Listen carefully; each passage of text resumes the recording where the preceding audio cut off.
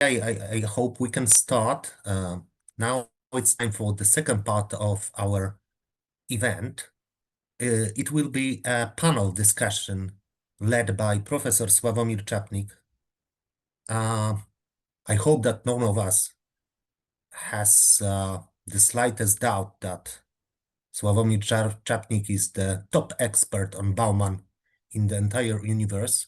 So I'm sure that he introduced his guests better than me, than I would. So, gentlemen, I'm very interested in your discussion. It's in what you are going to say for us. Let's get it going. Sławek, the floor is yours. Thank you very much, Michał. Good evening. My name is Sławomir Czapnik. I'm a professor of political science at the University of Opole and editor-in-chief of the bilingual academic journal Studia Krytyczne Critical Studies. It is my pleasure and honor to chair a panel on the late Zygmunt Bauman's thought entitled In Search of Human Freedom and Dignity. We will have the opportunity to listen to three excellent experts on Bauman, philosopher Adam Chmielewski from Poland, and British sociologist Professor Matt Dawson and Dr. Jack Palmer. The first hour of our meeting will be devoted to short, let's say 15 minutes, presentations by the panelists, and the second hour to discussion. I can kindly ask the panelists to keep to the time limits. So let's start with Professor Adam Chmielewski, Professor of Philosophy at Wrocław University of Science and Technology, Wrocław, Poland. In his research, he discussed Zygmunt Bauman's views in several papers. So, Professor Chmielewski, please start. Well, I wonder why you selected me as first to speak. Okay, I hope you hear me. All right. I knew Zygmunt for several decades. We were very close friends, and we have exchanged views on a number of occasions, also privately. And I would like to say something about my main disagreement with Zygmunt concerning his views of community, human being, an individual, and human freedom. Let me start with something which really moved me when I met him in 1993, I believe, when he presented me a volume entitled Postmodern Ethics, something that you know very well. And he drew my attention to the cover, front cover of the book, pointing to the image of a solitary figure walking on the top of the dune, and her footprints being erased by the windblown sand. I'm sure you are familiar with this figure, and with this image. When he presented me the volume, he pointed to the image and he said, "This is the condition in which we all live." This struck me as something, I would say, inadequate. But before I get to that, I would like to say that I took Bauman to mean that the image was supposed to signify like the process of desertification of human society, human communities, the demise of human communities. And that this desertification of human communities leaves us completely free yet disoriented. So the society that he had presented in his works seemed to be engulfed by the precariousness It was like a vast, unmarked space. No imposed routines, no rules, no injunctions. Everything is possible, but at the same time, nothing is possible because everything is uncertain, unpredictable. There are no directions showing us which way to go. So the desert of precarity that struck me from his words, from a long interview that I made, was supported by his claim that people are homeless because free-floating capital is homeless. This precariousness meant by Zygmunt as was understood by Zygmunt as a demise of community, though at the same time it somehow revealed its deep felt indispensability. I seem to believe that he had supported this interpretation of this image by a reference to an Jewish Egyptian poet, Edmond Jabez, and his Book of Questions, that book that was published in 1963. But when I explored this subject, it appears that the image that was used by Jabez, the image of Sahara Desert, was used by him to convey the idea that this vast unmarked space, though may seem as a place of limitless freedom, is a trap without escape. He argued that this vastness of space, unmarked by signposts, makes any movement unnoticeable, meaningless, and completely irrelevant. So I also realized that Jabez meant it that the lack of limits is against human nature, that these unlimited possibilities leave one without a hint as to the direction he's supposed to turn to. So he then argues that giving a shape to this shapelessness, imposing form onto formlessness, is something that is a need. In other words, that we cannot live without in a condition of disorder, and we have to draw boundaries, imposing constraints, and so on and so on. So we need rules. And it seems to me that this is the point one, which I would like to make. It seems to me in conflict with Zygmunt's acquiescence, so to speak, in the exaggerated vision of society which somehow is capable of functioning without any rules whatsoever. And I will strengthen this point by his views of the movement known as communitarianism, especially, I mean here, Alasdair MacIntyre. It's a very long story, but I would like to, I would try to make it very short. There are striking similarities between Bauman's diagnosis and his idea of transformation of the pilgrim into four postmodern figures that we know from his famous essay, into flaneur, vagabond, tourist, and player, none of which is, of course, conducing to establishing any communal times, and MacIntyre's four figures of modernity. You might be less familiar with that, with those figures. So I'll just would like to say that MacIntyre distinguishes between aesthete, the bureaucrat, the manager, and the therapist. I would also add that I seem to see some similarities between Bauman's figures and Michael Walzer's four mobilities, again four for some reason.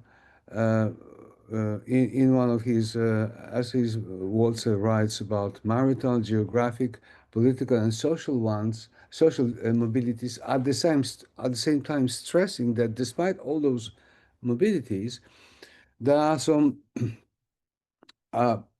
permanences in human behavior, despite the fact that they are separating from the spouses, that they are moving to other places, despite the fact that they are changing political alliances, and also that the fact that they are moving or upward or downward on the social ladder. So I'm using these resemblances to say, to argue that Bauman might be right in his claim on the desertification of human society, of contemporary society, but at the same time, I think he goes too far in radicalizing the image by stressing the emotivism, fragmentation, discontinuity, aesthetization, and most famously, probably, moral adiaphorization. It seems to me that he refuses to accept the fact that without some underlying ethical norms which work to make us human, these transformations would not be noticeable, understandable, or indeed possible. So this was my second point. And the third point, which I would like to make, follows from the two points mentioned above. And it has to do with the distinction between ethics and morality. As you know, in this small booklet that was published in Polish as two essays on postmodern ethics, I guess, he argues, he counterposes, on the one hand, ethics of legislated rigid rules, and on the other, morality of sympathy, consideration, and kindness, which is awoken in us by the image of the face of another. Yeah. It seems to me that there's an argument which may be used against his view, which is actually rejecting any morality, any ethics, and as you remember, he argued that we should so to speak, stop being ethical and start being moral. I think that the argument or like suggestion of an argument may be made by drawing the following relationship between ethics and morality. I think that we can say that morality is what we do and ethics is what we think we do.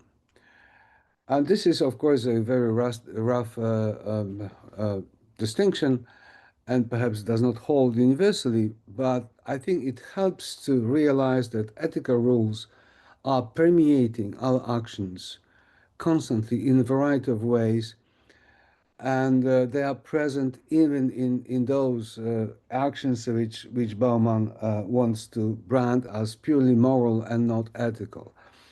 So I think that in those three major points, which I felt are inadequately captured by Bauman in the past, still hold because in many ways, when we were writing recently a paper on Bauman's views of community, those issues reappeared in my thinking of his work, and I think they remain valid. But please do not take me as a critic of Bauman. Of course, I am critical, but at the same time, I admire his work in many ways, especially some of his diagnoses that he formulated concerning our society. Thank you very much. Thank you very much, Professor Chmielewski. And after a little dose of philosophy, now it's a time for sociology. And now Professor Matt Dawson, University of Glasgow, Professor of Sociology and Sociological and Cultural Studies. So let's start, Professor Dawson. Thank you, and thank you very much for the invite to be here today. I must apologise that I wasn't able to make it earlier. I was teaching until about 5 minutes ago when I got back to the office, so I'm delighted to be here. I'm going to talk about anxiety. We live in an age of anxiety. This, according to the World Health Organization, is the world's most common mental health condition, especially amongst young people in the West, with 2023 study suggesting half the US adult population may suffer from it. And based upon this, I want to do two things in what I'm going to say here today. First, drawing upon a broader argument I've made that Bauman is a Freudian without psychology, I will highlight how the shift from solid to liquid modernity is also a shift in the dominant emotional state demanded of citizens. Whereas Freud imagined civilization or solid modernity as a society that demanded guilt, Bauman argues liquid modernity, I would argue, is a society that necessitates anxiety. My second goal is to show, perhaps reflecting on what we're here today to discuss, Bauman's continual value as a sociologist who speaks to our time. For him, and I want to quote here, sociology is useful when it offers narratives connecting epoch with experience. Sociology is successful when it is taken up by men and women as a tool through and with which they can connect their lives to their times and appreciate how transforming the former means acting upon the latter. Bauman's sociology of liquid modern anxiety is, I would suggest, useful, but its success depends upon the broader political environment which allows its explanations to gain such an audience. And this means understanding the rise of anxiety as a political rather than a psychological question. So in Civilization and its Discontents, Freud argued humans have innately insatiable and aggressive habits. Allowing these drives to be fulfilled would create an unpredictable world subject to the whims and fancies of the strong. Therefore, what Freud terms civilization and what Bauman terms solid modernity has, as Freud puts it, its principal task, its actual raison d'etre, to defend us against nature. And to do this, as many of us might know, civilization shifts our emotional state from one that seeks happiness to one which seeks to avoid suffering and seeks only contentment. This is done by what Freud terms the reality principle. In his words, that one counts oneself lucky to have escaped unharmed and survived suffering, and that in general the task of avoiding suffering pushes that of obtaining pleasure into the background. And to achieve this, guilt is prioritized. As Freud puts it, to quote from him again, the tension between the stern superego and the ego that is subject to it is what we call a sense of guilt. In this way, civilization overcomes the dangerous aggressivity of the individual by weakening him, disarming him, and set up an internal authority to watch over him, like a garrison in a conquered town. It's through guilt, the feeling we have done something wrong, that a possible path of action would make us feel bad and with which we rebuck ourselves, that we are made into responsible social actors. For Freud, guilt is an inevitable element of social life. And as Bauman would later categorize it in his own endorsement of Freud's message, such a society is defined by security in order to predictability. It is a society of the work ethic, where the not work is to be a cause of guilt, where the welfare state defends those and provides a temporary absolution from their inability to work. It's also a society of delayed gratification. Spending money you do not have should induce guilt. Instead, the correct path is to save up and only purchase that which one can afford. And it's therefore unsurprising when we look back at the mass movements of the 60s and 70s that it's often a rejection of this safe, comfortable life that is taken. Take, for example, Marcuse's categorization of the Great Refusal, Stuart Hall's rejection of the valid but very limited, as he put it, objectives of the welfare state. Or take popular culture, James Dean's Rebel Without a Cause. All of these are defined by the rejection that one should feel guilty by rejecting the current order. But as Bauman notes, the shift from solid to liquid modernity was then a new attempt to find an accommodation between the freedom and security that shaped Freud's work. As he put it, I wonder what Freud were to say were he to revise Civilization and its Discontents. My guess is that he would reverse the diagnosis of the commodities exchange and that trade-off. He would probably say that the major discontents of our time come from the need to surrender a good chunk of our security for the sake of removing, one by one, ever more constraints imposed on our freedom. I'm not going to bore this audience delineating all the ways that Bauman defines liquid modernity and the shift here, but the key thing I want to highlight is, of course, that this emphasis of freedom over security manifests itself as choice. And we all know too well, as Bauman puts it, being an individual means responsible for your choice of life, your choice amongst choices and the consequences of the choice you choose. But having to choose, it's not itself a matter of choice, but rather a degree of fate. And we can think of various examples of this, schooling being an obvious one. As Bauman notes, much of this is presented as individual freedom and emancipation. We now have the choice of what we can do. The form of emancipation rejects the solid modern idea of a society planned from above, which reaches apotheosis in the notion of the planned society, but sees emancipation as an individual question. It's a question of individual freedom. But this freedom, however, is not innately good. And I would argue this is a lesson that Bauman takes from Freud and is a significant element of his sociology of liquid modernity. To be free is to live in a state that is uncertain, which is frequently, as Bauman puts it, harrowing and often too risky for one's own liking. To be secure is to know what's happening and to follow a set path. But the freedom of going one's own way is uncertain, insecure, and riddled with choice. Take the example of schooling. Teenagers and their parents can do as much research on what they or their child wants to do, but are they right? What if they turn out not to be good at physics or come to dislike it? What if they should have chosen a different degree or a different university? Or what if the path they have mapped out in front of them becomes redundant due to developments such as AI, and so on?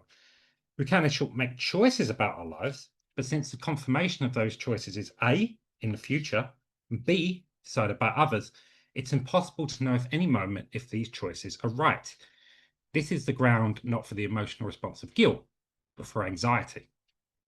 But I would argue that for Bauman, any order that emphasizes freedom and choice will encourage this anxiety, but liquid modernity has exacerbated this by formalizing choice via consumerism. This is true in three ways. First of all, as we know, Bauman sees self-identity as a task. This is a task that's solved through the consumer market, which promises new forms of identity. However, the security offered by these are only an illusion. They simply open the path to more possibilities of consumerism.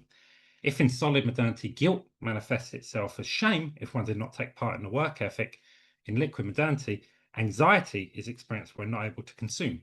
And more importantly, we're seen not able to consume. Secondly, this consumer market to operate efficiently must work on what Bauman called the non-satisfaction of desires. This is also a mechanism for the generation of anxiety. And the third way is by the command for individuals to be both promoters of the commodity and the commodities they promote. The choices that set young people up for their future life are lacking any kind of independent certification. We can never know we made the right choice. The solution offered for this, therefore, is turned ourselves into a commodity which can respond to these changing, flexible times. And let us take the case of a young person who has chosen to go to university. Once there, in the UK, they will encounter an employability team. And Bauman, a keen observer of language, would note that helping students with employability is very different to providing them with careers advice. They are likely to emphasize as part of this that a key element is flexibility of responding to changing conditions. In fact, the teacher I just came from, the employability team, were there and they said exactly this: you need to be flexible, you need to respond. This in turn requires that person to keep up and respond to changes as needed. As Bauman puts it, the ideal employee would be a person with no previous bonds, commitments, or emotional attachments, and shunning new ones. A person ready to take on any task that comes by, prepared to instantly readjust and refocus their own inclinations, embracing new priorities and abandoning those previously acquired in short order. It's a fundamentally inhuman kind of life, but a life we are led to believe is the ideal and therefore a vision which generates anxiety.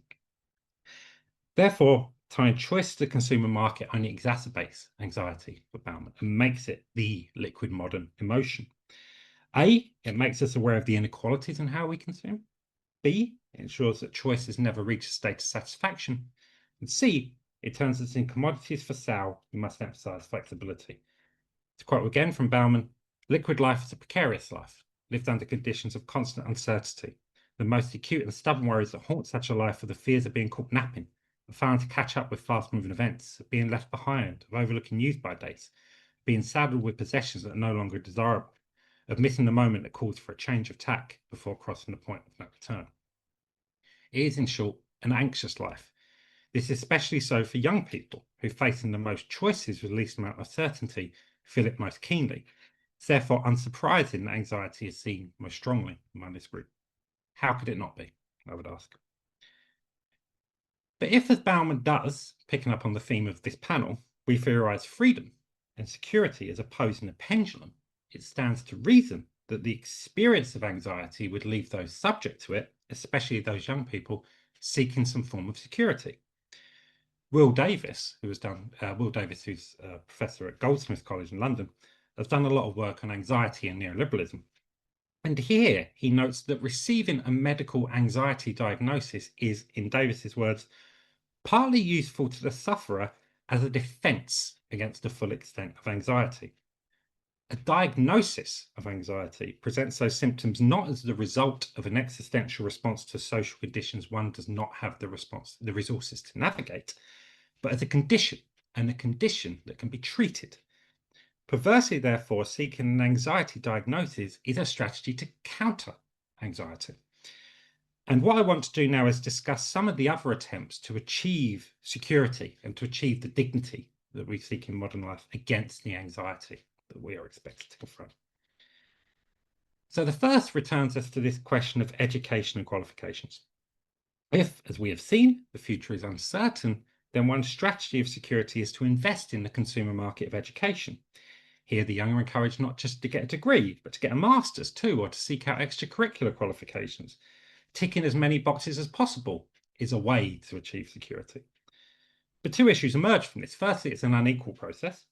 By turning education into a consumer commodity, we have turned it into a positional good, as John Goldthorpe has pointed out, leaving most people with the anxiety of knowing they cannot purchase the same type or quality of qualifications as the other people they will be in competition with. Secondly, given these qualifications are framed as consumer commodities for individuals rather than collective goods, for society, means of security such as maintenance grants and student loans and so on have been removed, and therefore young people must work and study. This in turn increases the anxiety that one isn't spending the time needed to maximise the investment on the education. So that doesn't work. Another potential source of security comes from identity. As Bauman notes, quote, asking who you are makes sense to you only once you believe you can be someone other than you are. A choice has to be real and to hold, i.e., that in making the choice of identity, we're encouraged to express who we really are. Once expressed truly, goes the theory, we will feel more secure. Unfortunately, as Bauman notes, this is not the case. Such forms of identity expression may give people what appears to be a secure label, but does not promise any security beyond that label. While it may make the individual feel better temporarily and allow them to explore and express things they feel, it does not generate security. Instead, it's perhaps likely to just simplify the next choices of identity available to us. So that doesn't work either. The key form of security under solid modernity came via politics in the welfare state. And dismantling the welfare state across much of the world means political candidates are eager to capitalise on the resulting anxiety, which can be blamed on a variety of sources. Here we turn to the rise of right-wing populism. Forms of xenophobia and misogyny drawn upon a figure like Donald Trump capitalise on anxiety and offer a more secure future by attacking those supposed carriers of anxiety who are, in Bauman's terms, quote, credible culprits against whom one can wage a sensible defensive or better still offensive action. One would then perhaps be barking up the wrong tree, but at least one would be barking. Yet, as Bauman also notes, while the opponents of right-wing populism may be on the side of justice in rejecting such scapegoating, their own politics is often based upon the continuation of these very forms of anxiety. Take, for example, the defence of multiculturalism, and I'm going to quote from Bauman at some length here. This is, at the same time, a declaration of intent, a refusal to pass judgment and take a stand, a declaration of indifference, of hands being washed at petty quarrels about preferred styles of life. It displays a new culture omnivorous of the global elite. Let's treat the world as a gigantic department store with shelves full of the most varied offers, and let's be free to roam one floor after another. Try and taste every item on display, pick them up to our heart's desire. This is an attitude of people who travel even when they stay put in their homes or offices. This is not, however, an attitude easy to adopt for the great majority of the planet's residents, who stay fixed to the place of their birth. The majority is excluded from that planetary feast. No multicultural bazaar for them. Therefore, while politics seeks to offer security, it will either offer false targets as part of a xenophobic and misogynistic right-wing populism, or it will simply continue an order which has produced an enjoyable freedom for some, for security of their own wealth, but exacerbated anxiety for most unable to afford entry. So that doesn't work either. So it's therefore unsurprising that, as the title of Bauman's last solo author put it, we long for retrotopias. If the future is a source of anxiety, then increasingly we turn to retrotopias, as in Bauman's terms, visions located in the lost, stolen, abandoned, but undead past that are true to the utopian spirit, with the hope of reconciling at long last security with freedom. The populism of the Make America Great Again type, or Nigel Farage in the UK, are good cases. But so is the desire on the left for the return to conditions we used to have, whether it be the spirit of 1945 or the formation of the welfare state, or the invocation of a new Deal. Worthy as some of these may be, for Bauman they are never to be tied to the nation states in which they are expressed, global forms of political problems, including climate change, beyond the reach of such utopias. So to bring my brief comments today to some sort of conclusion. Solid modernity for Bauman was a society based around security against freedom. It therefore generated guilt. Liquid modernity, a society based on freedom against security, promotes choice. To be free is not an innately good situation, and it is likely to produce anxiety when one is making the right choice. We've seen that those subject to anxiety, especially young people, adopt several strategies which seek to lessen and provide security, whether that be education, identity, right-wing populism, or retrotopias. And these in turn are likely to lead to further anxiety.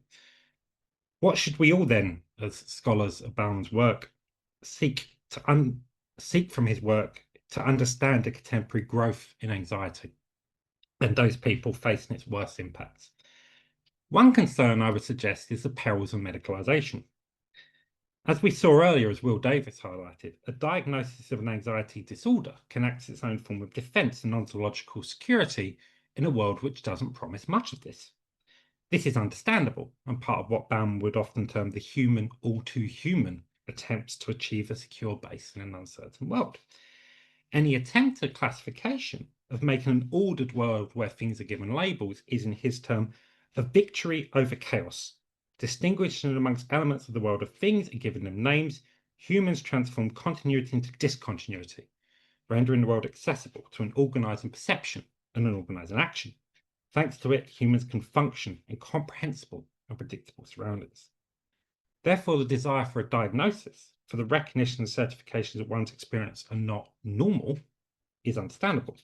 And sociology, as part of the reflection on the human condition that Bauman believed it is, should recognise this. Yet I would suggest that sociology also needs to be attuned to the dangers that come with this medicalisation. As Barbara Einrich discussed, inspired by her own cancer diagnosis, contemporary medicine, aided by the internet and social media, can often encourage a form of self-help and positive thinking in which individuals are encouraged to tell their story and attempt to conquer the symptoms they face. Yet, as Bauman put it, it's impossible to seek biographical solutions to systemic contradictions. Any concern of overcoming the increase in anxiety needs to focus not on the level of individual strategies, which we have seen are all limited in their possibility, and towards the conditions to allow for it to happen. It's in short a question of politics, not psychology. This is where Bauman, the Freudian about psychology, takes us. And I highlighted at the start of my talks that Bauman argued that sociology could be useful and successful in providing ways of translating the individual woes experienced by individuals into collective concerns. And this is a key part, of course, of his sociological hermeneutics, the desire to trace individual circumstances to collective efforts. And when it comes to anxiety, Bauman would encourage us to realise that the form of freedom and choice via the consumer market given to us in liquid modernity is not the only form available. Right as the impacts of liquid modern freedom were starting to be felt, Bauman suggests, quote, "It may well be that the human drive to freedom will not be satisfied by market-led private conquest, that the energy now travelled into consumer rivalry will seek an outlet in the more ambitious end of communal self-management. This is, however, yet an unexplored possibility." And I would say this possibility remains open for exploring politically. And I would in fact suggest that the recent success of Zoran Mandami in New York City indicates the appeal of these ideas. From young people who experience the worst of anxiety-inducing consumerist liquid modernity, new projects will come which seek to lessen this. While we are currently seeing predominantly the success of right-wing populism, other perspectives, such as that represented by Mandami in New York, seek to solve this in different ways, and they have a ready audience waiting to hear about them. Thank you very much, everyone. Thank you very much, Professor Dawson. And I'm afraid that after listening to your speech, our anxieties may intensify. So, will our next speaker give us some hope? Dr. Jack Palmer, lecturer in sociology and social policy, University of Leeds, director of the Bauman Institute. Thank you. I'm not sure about hope. We'll see. It's a lot to ask of somebody, isn't it? Give us hope at this time. But thank you very much for the introduction, and thank you for gathering everybody this evening or morning, wherever you are. I know there are some people from the Institute International Networks here. What I intend to talk about today on this centenary day is what we mean when we talk about legacy. So I talk to you today from Leeds, in West Leeds, in fact, not so far from the house at 1 Lawnswood Gardens where Zygmunt Bauman lived from 1971. I work in the same university department that he was once head of school of, and as Sławek said, I have the privilege of directing the Bauman Institute, which is now in its 15th year of existence. So this research centre was established by my friend and colleague, Mark Davis, in honour of Bauman, but broadly sort of devoted to social theory in a sort of ecumenical and dialogical sense. My preoccupation with legacy and why I want to talk about legacy today stems from the sort of dual position that I occupy. On the one hand, I'm a scholar of Bauman's work, and I have more general interests in the sociology of intellectuals and ideas and in accounts of social change. But on the other, I'm director of the Bauman Institute, and this is a role which turns legacy into a daily practical question. And over the course of this year, this centenary year, I found myself reflecting very deeply on what we mean when we speak about legacy. I have attended commemorative events in places that are very diverse, Chengdu in China, for example, one in Vilnius over the summer at the European Humanities University, the Belarusian University in Exile. I've learned about similar centenary initiatives and events taking place in Brazil, in Italy. So this centenary is really a global affair, and our reflections on Bauman's intellectual legacy will not end here, of course, on this day. But this meeting does have an especial significance, I think, given that it is a convening of scholars based in Poland and the UK. These are the poles of Zygmunt Bauman's exile. So I am really delighted to have been kind of invited to present an intervention and to have played a part as well in sort of helping pull this organization or this event together. These sorts of commemoration activities, I think, are important, and not only because we mark the 100th anniversary of the birth of a very significant social and political thinker, but I think they have acquired an additional urgency because the world itself seems increasingly to vindicate many of the diagnoses which Bauman made, and for which he was sometimes criticized in his own lifetime on account of them being too gloomy, pessimistic, dystopian even. These are eventful times, dark times, we might say, the sorts in which there are cascades of events which seem to happen one after the other and withhold themselves from coherent narration. And I think it was Bauman's ability to narrate such times and to remind us that there are always alternatives, which enables his work to continue to speak quite directly to us, I think. So what do we mean when we talk about legacy? In English, the word legacy has two principal meanings. The first is legalistic. It concerns material things that we leave behind after death, money, assets, sentimental items, and so on. And often we leave or are left with accompanying instructions about how these items should be distributed and inherited. In Zygmunt Bauman's case, this artifactual legacy includes an extensive physical archive of documents, manuscripts, notebooks, typescripts, correspondence, and so on, that he amassed over, a very long sort of lifetime of intellectual labor. Much of this material is now available at the University of Leeds for researchers to access.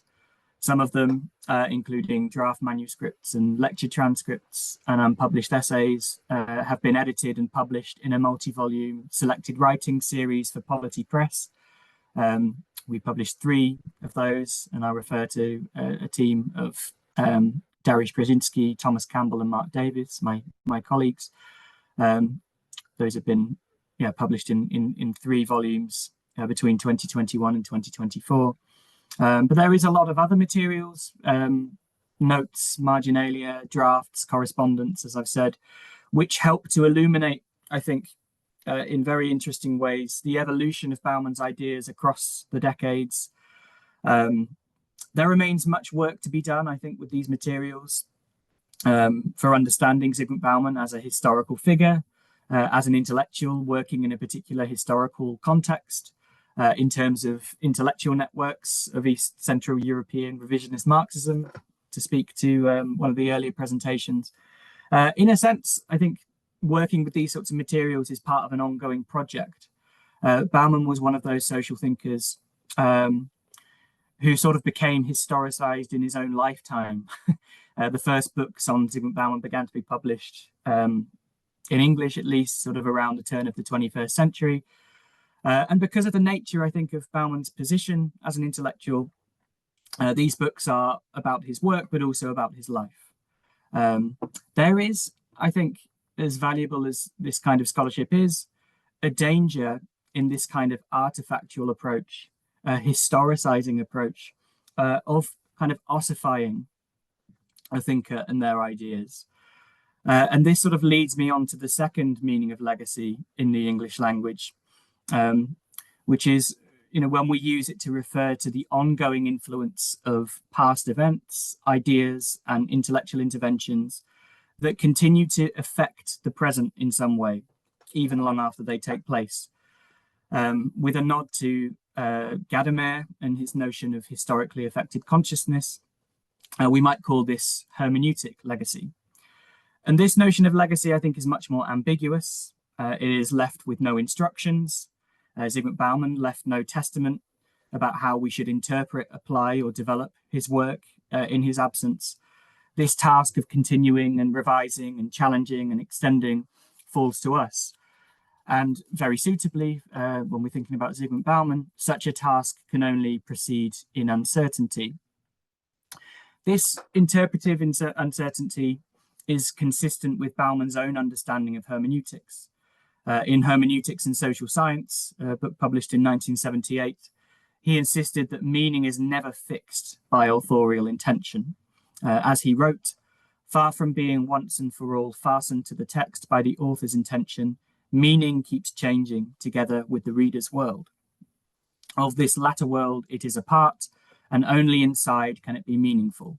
The text the author produces acquires its own life. Later, in his more public sociological writings, Bauman adhered, I think, to the same hermeneutic principle, but expressed it more accessibly, perhaps, in terms of dialogue. As he once said, dialogue is a difficult art. It means engaging conversationalists with an intention to jointly clarify the issues rather than to have them one's own way, to multiply voices rather than reducing their number, to widen the set of possibilities rather than aiming at a wholesale consensus, to jointly pursue understanding instead of aiming at the other's defeat, and all in all being animated by the wish to keep the conversation going, rather than by the desire to grind it to a halt. Keeping the conversation going is, I think, an appropriate way of understanding what we mean when we talk about the legacy of Zygmunt Bauman. This has shaped both my scholarly writing and my leadership of the Bauman Institute. My own intellectual engagement with Bauman is kind of dialogical rather than exegetical. I am less interested really in pinning down what Bauman might have really meant when he was kind of writing them and applying them, than in asking what his ideas could become when placed in new constellations. This spirit animates the book that I published in 2023, Zygmunt Bauman and the West, where I situate Bauman's work within contemporary debates about Eurocentrism, decolonization, and the global history of modernity. There's an important background to this argument, and I think in this meeting it's worth spelling it out. Peter Beilharz has argued that there has emerged in recent years a kind of second generation engagement with Bauman, some 20 years after the first books appeared, his own included. And I think we can characterize this second generation engagement in three turns.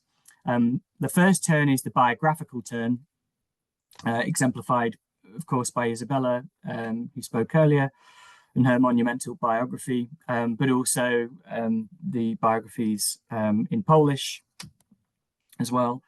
The second turn is a renewed scholarly interest in Bauman's early writings, particularly on the sociology of culture. This work has long been overshadowed, I think, by later writings on postmodernity and liquid modernity, but it is clearly, I think, foundational to it. Here I must mention Dariusz Brzezinski and his work, which has been particularly significant in this area. And a third movement, I think, in this second generation engagement involves the interrogation of the ways in which Bauman has become canonized and positioned, particularly in Anglophone social and political thought. My own contribution to this has been to try to retrace some of the overlooked forking paths of Bauman's thought, his writings that touch on themes of colonialism and decolonization in the 1960s, which I think can be traced into his more general theorization of modernity from the 1980s onwards.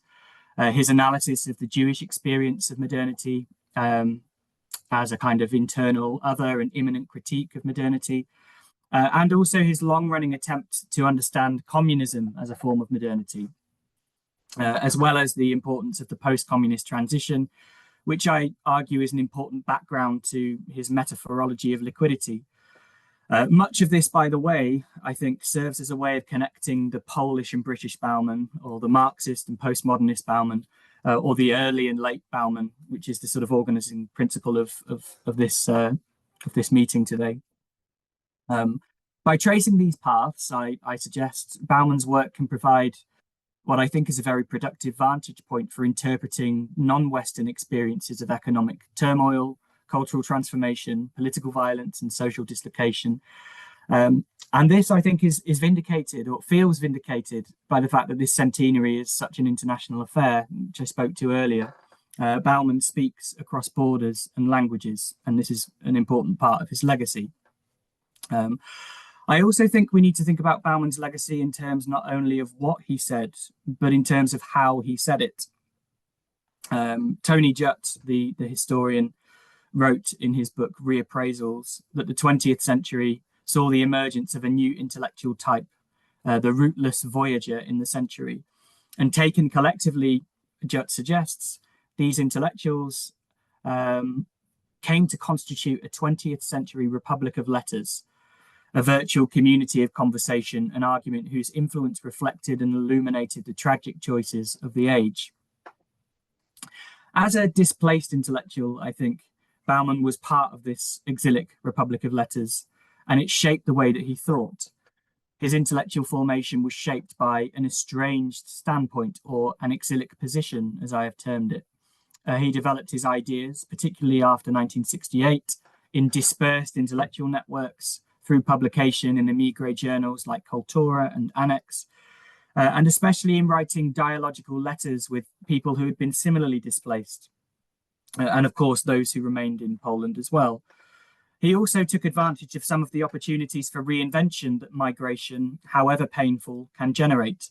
So as a professional sociologist in Leeds, Bauman was able to resist the expectation that he became a Sovietologist, or a specialist in Polish affairs, and became a thinker of global modernity, and of course a public sociologist. And at the foundation, I think, of his social thought lies a kind of transmutation of his own biographical experience of displacement into a generalized interpretive framework. His figure of the sociologist as stranger, who defamiliarizes the familiar is a product of this sort of universalization of estrangement. It would be an error, I think, to draw any straightforward lessons between the conditions which generated and enabled Bauman and our own time, though we obviously have no shortage of refugee scholars in this time of mass displacement. Notable transformations that we might discuss include the institutional basis of knowledge production itself. It is very unclear, I think, how a figure like Bauman would have fared in a contemporary UK university like Leeds. I know because I work in the same department, subject to intense pressures of vocationalization, instrumentalization, and of course, conditions of precarity. There is also an increasingly hostile environment for international migration, including in, and perhaps especially in Britain today, which makes it not at all clear that the sort of passage that the Bauman family took to England in 1971, which is narrated wonderfully and vividly in Janina Bauman's book, A Dream of Belonging, would have been possible today. But nevertheless, I think in a world increasingly marked by displacement, xenophobic nationalism, censorship, and epistemic closure, Bauman offers not simply a case study of an intellectual in exile, but a kind of model of intellectual engagement in times of mass displacement. To end, I'll say a little bit more about the Bauman Institute. Kind of in keeping with this idea of legacy as dialogue, as a kind of hermeneutic dialogue, the Bauman Institute is not a museum. Its purpose is not to canonize Bauman, but in some sense to try to continue the interpretive project that he saw as central to sociology. And that project, as Anna Svard once told me, is one of chronicling our times. Bauman was a storyteller who offered interpretive frameworks, metaphors, scaffolds for the imagination that reminded us that alternatives always remain possible, even when the world appears opaque. We have established a legacy program this year for the centenary called Theorizing the First Quarter Century of the New Millennium, and it is guided very much by this ethos. It launched this year, as I said, and will continue up until 2030, and proceeds on the basis that 2025 is not only significant for being Bauman's centenary, but offers really a natural moment to reflect on this sort of first 25 years of a century that Bauman helped us to understand, even if he did not live to see many of its defining crises that we now live through. At the turn of the century, right, the 21st century, the intellectual mood seemed to be one of expectation. Globalization was ascendant. History had supposedly ended. Reflexive modernity promised new capacities for self-direction and self-identity. And yet the first quarter of the century has culminated in something more like frustrated hope, deferred solutions, and cascading crises, democratic, ecological, and geopolitical. So as part of this program, the Bauman Institute has launched a biennial Bauman Memorial Lecture, which will take place every 2 years. The first was delivered by Professor Michel Lamont in May in Leeds, but you can watch a video of this on our website.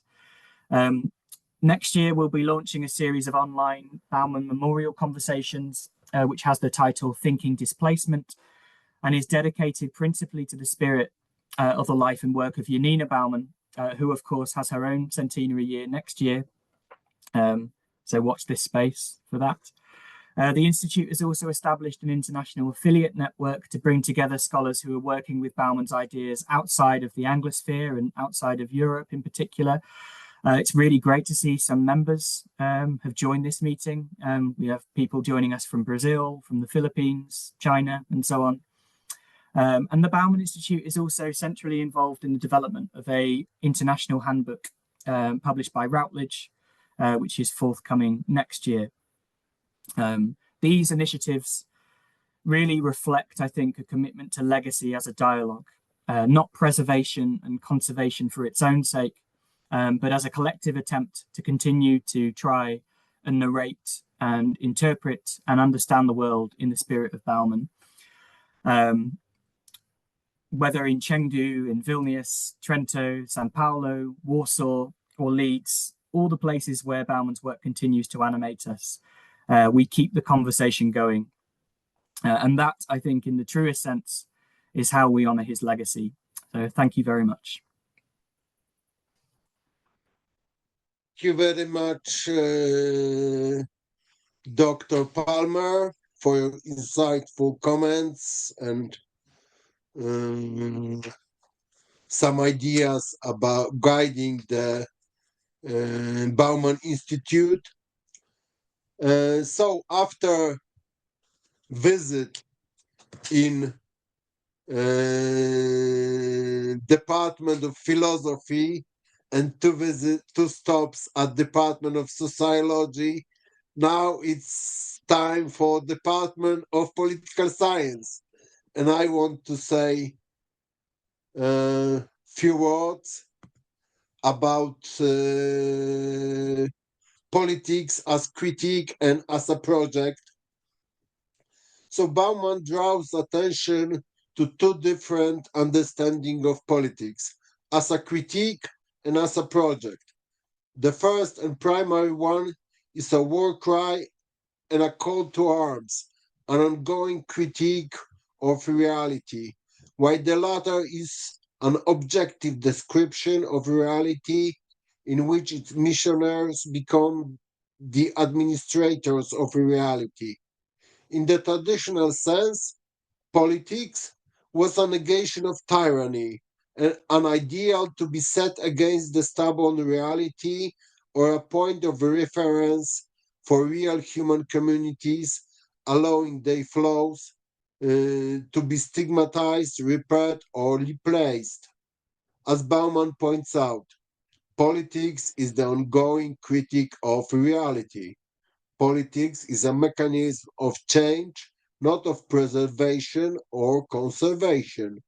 Politics fits Robert Musil's metaphors from Der Mann ohne Eigenschaften, of the train of events that unrolls its rails ahead of itself, or the river of time that sweeps its banks along with it.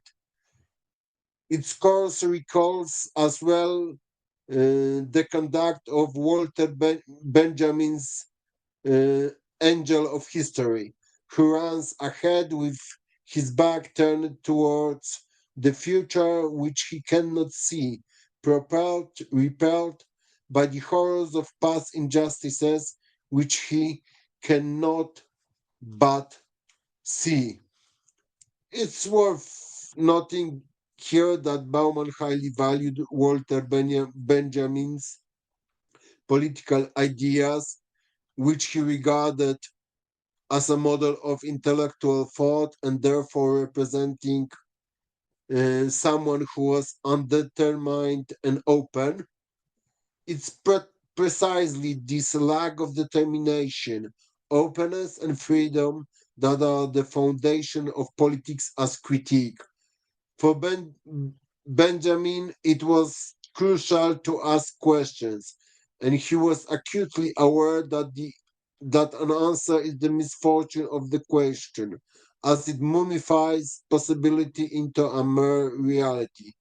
The place of possibility is taken by something that rests on inferior, weaker, and morbid foundation, Robert of hope and expectation. Politics as a critic cannot do without probing questions, ones that we never receive a definite answer to. Furthermore, that every answer raises new questions and consequently new opportunities. To quote Benjamin's essay on the concept of history, the future may be the small gateway in time through which the Messiah might enter. In his work, Bauman emphasizes that when the concept of politics was first introduced into the English language, it was a call to arms and a battle cry. It means criticism of the existing reality. Over time, however, the meaning changed.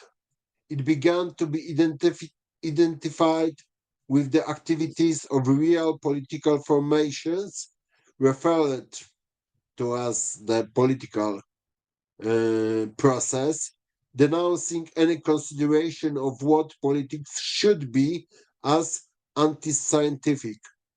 Here Bauman refers to Aristotle's vision of an open-ended, self-critical and self-transcending process, triggered, set in motion, and kept on course by the urge to justice, whereby justice is a task that lies ahead and which must be first be set, triggered by suffering that is condemned as unjust.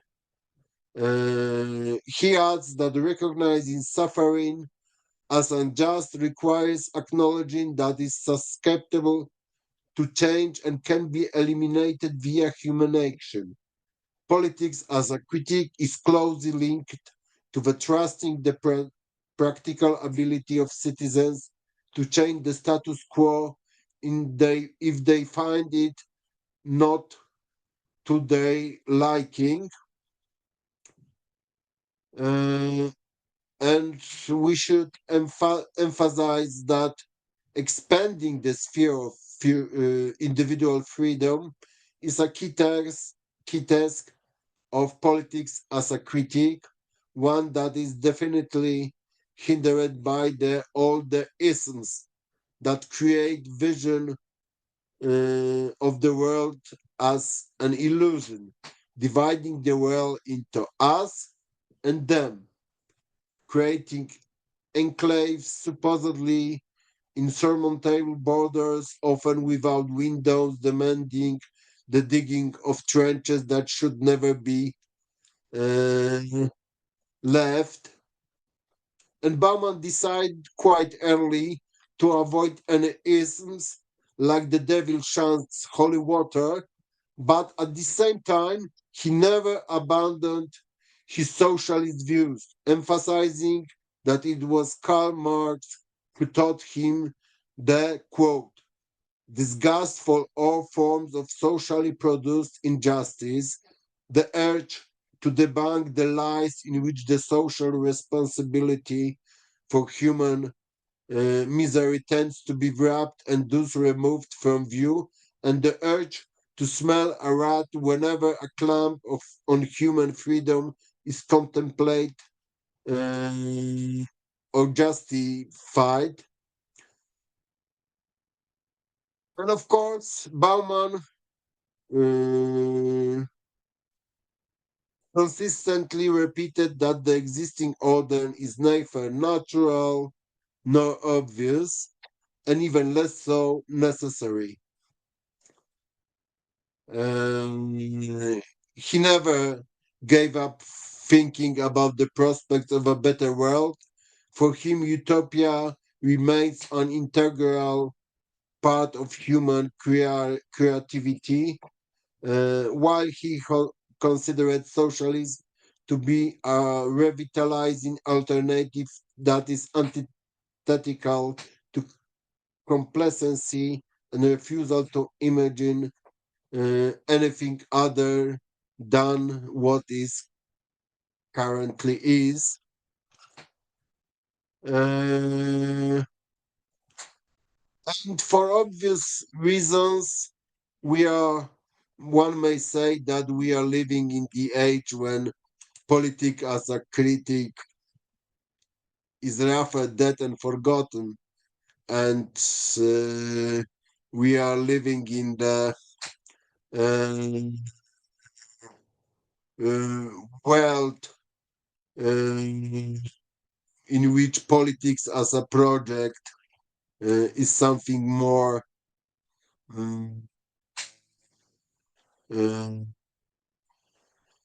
is something more important in our reality, in our daily lives. But I'm deeply convinced that we are now in for an intellectual feast in the form of a discussion, first between the panelists, and then I hope we will find time to answer questions from the participants of our meeting. So, I would like to raise a temperature of our panel a little. Question of socialism. For Bauman, socialism is a heightened sensitivity to inequality and injustice, oppression and discrimination, humiliation and the denial of human dignity, and a resistance to all those outrages whenever and wherever they occur, in whatever name they are perpetrated, and whoever their victims are. To state the obvious, socialism as such an attitude is currently in crisis because in the Western world we are live in a reality which we no longer essentially question. Politicians, multi-billionaires and pundits, day after day, are arguing that it's necessary to adapt to the realities of the liquid modern world. Let us repeat after infamous phrase of Margaret Thatcher: there is no alternative, or Peter Drucker: no more salvation by society. So, what could be done in our search for human freedom and dignity?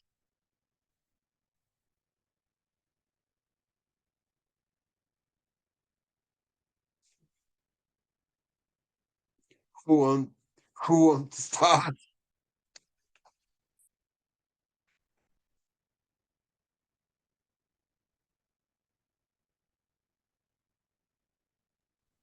I can go if no one else wants to jump in. Go on. Yeah, quite a question. I think you said the right thing there, which is socialism as attitude in crisis. And I think this is where it's important, as you say, we remember what socialism was for Bauman and the ways it was this attitude, this perspective on the world, and this continual critique of the sort of ossification of the socialist critique into socialism with a capital S, and the ways in which, particularly in the Conversations with Zygmunt Bauman book that he published with Keith Tester, he talks about the socialism as the phoenix that will ever be rewoken from the ashes of whenever there's a loss of human freedom and dignity. So I would, to raise the temperature, as you said, I would partly question to what extent the socialism as an attitude is in crisis. I think socialism as a movement, socialism as a particular political position that could be tied to political parties, is clearly in crisis. I think socialism as an attitude, as a particular perspective upon the world, a critique of that world, I think Bauman's right in the sense that we can always see it expressed in different ways. The question is, to what extent does that get tied or not to particular political agendas? And I ended my talk talking about Zoran Mandami in New York, which I think is a case where we can see some of that coming up. So although you said I ended seemingly quite pessimistically, I'm actually quite optimistic about this. I think Bauman's right that this socialist perspective will always be rewoken whenever that dignity is not available. It will just get expressed in different ways. The question is more, how does it get tied to political moments and political agendas? And that requires the mobilization of groups and the type of actions that we see in various places around the world, ironically in Trump's America more than anywhere else. So I'm not sure if that's a satisfactory answer, but that would be my answer.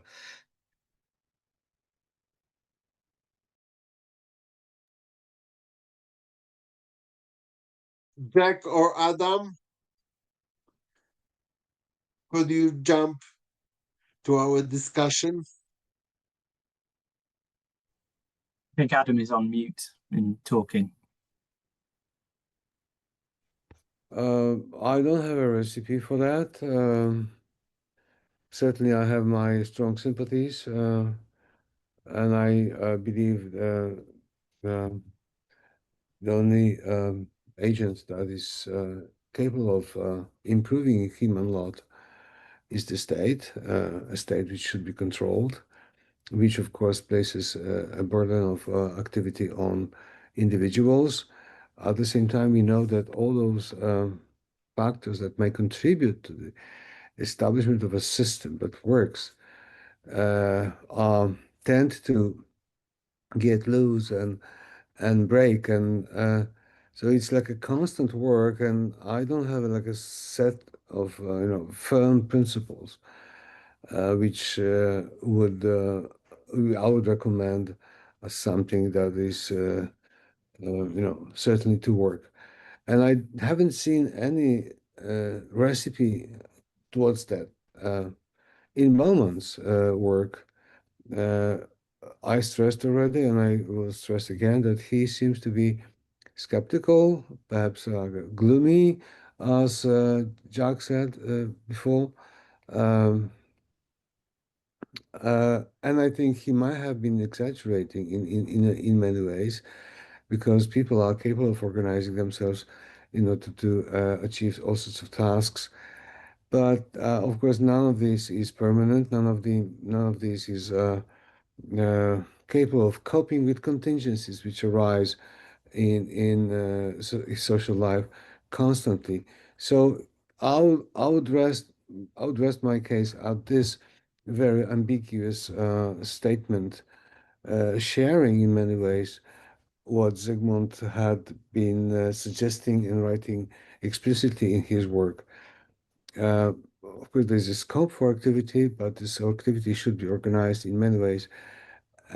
But there is no set of firm rules or recipes in order to get those things organized and functioning. Thank you. Yes. Yeah, it was a very big question, Sławek, that you asked, and fellow panelists have done a brilliant job of responding to it. But I'll add a couple of thoughts.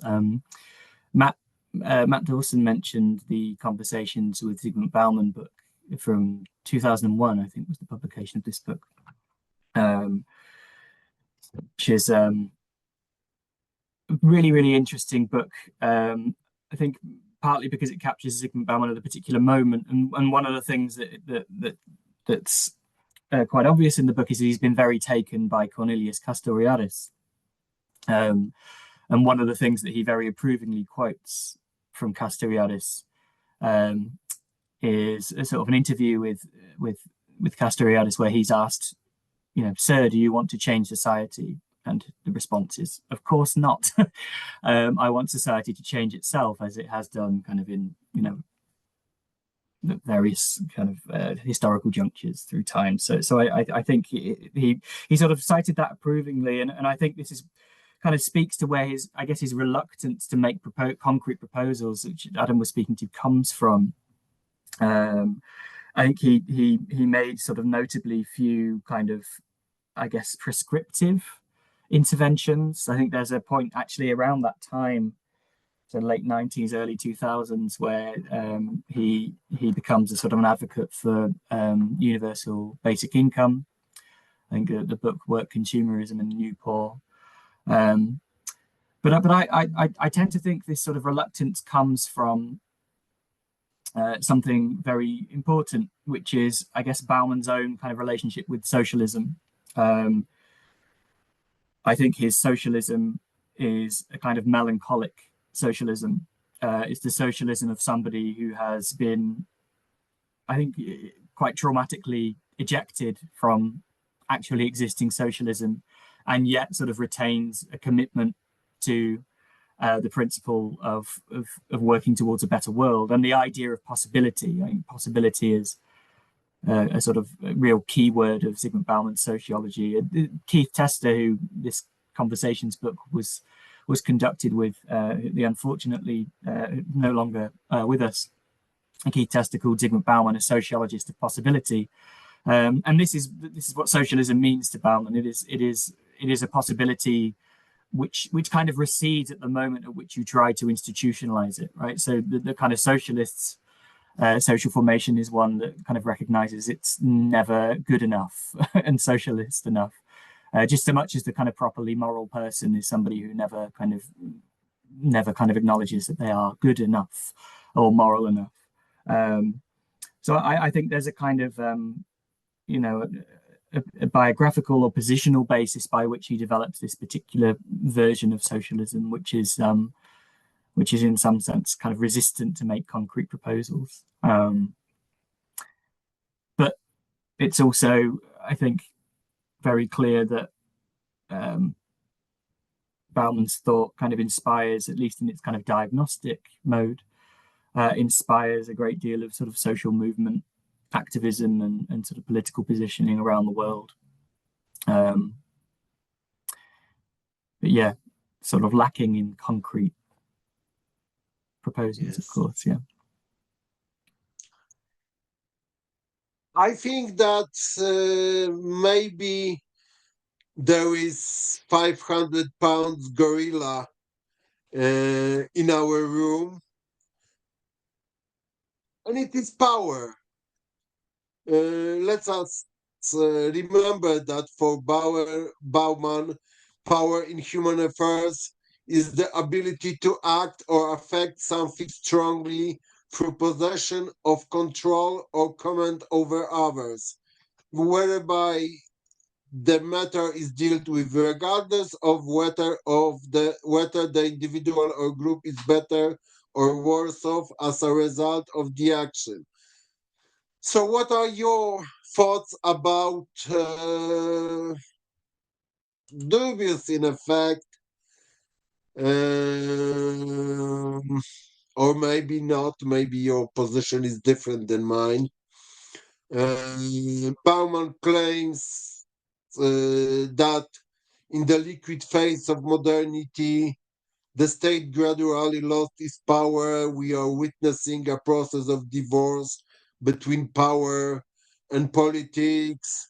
The nation state is unable to adequately perform its functions as real power now increasingly lies in the global space, which is largely extraterritorial.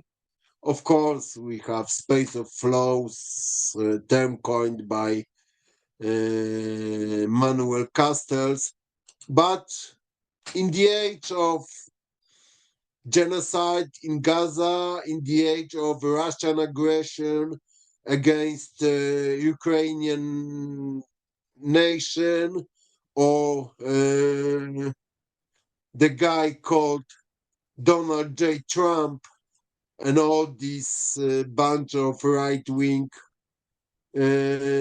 populists, also in Poland, is this statement about process of divorce between power and politics okay for you, or it's a rather overstatement?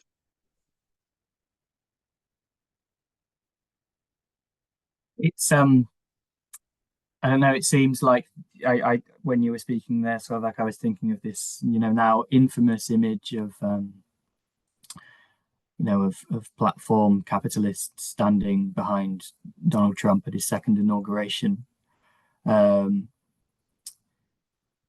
which is perhaps symbolic of I don't know what you call it, a second marriage, perhaps, of power and politics, or something. But some kind of